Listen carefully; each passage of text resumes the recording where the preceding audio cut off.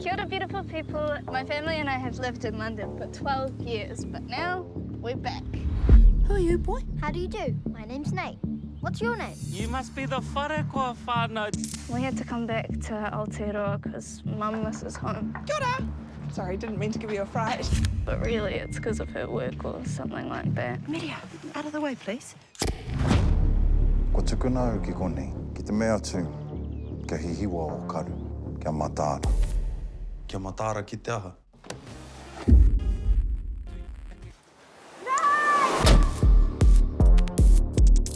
Keep your friends close and your enemies closer. I don't want to be this person that people want me to be.